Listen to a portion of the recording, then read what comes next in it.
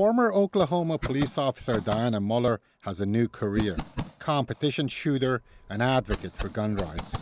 It's our foundation, it's our core. It's probably what's kept us from being invaded for 240 years or so.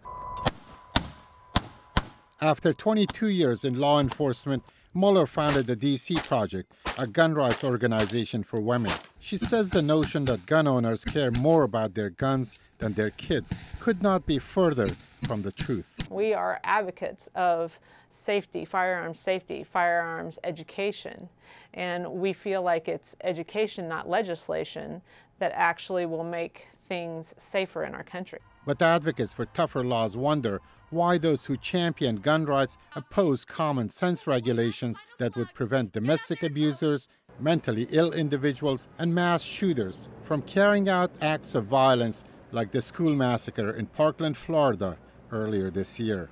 Avery, Gardiner, is with the BRADY campaign, a leading gun control advocacy group. So what we need to do is pass better legislation to keep guns out of the hands of dangerous people.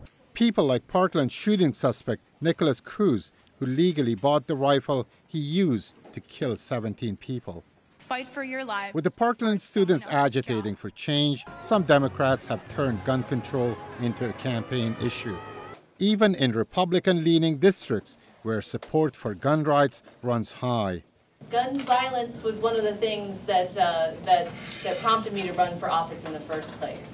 Now, I had seen firsthand as a prosecutor some of the effects of gun violence and the victims it leaves behind.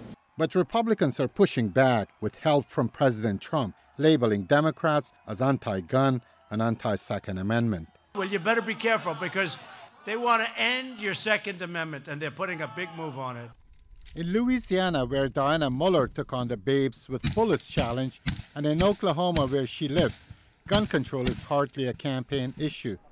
But polls show that most Americans want tougher gun laws. A recent NBC Wall Street Journal poll found that guns are the most important factor for 25% of voters in the midterm elections. Masood Farivar, VOA News, Washington.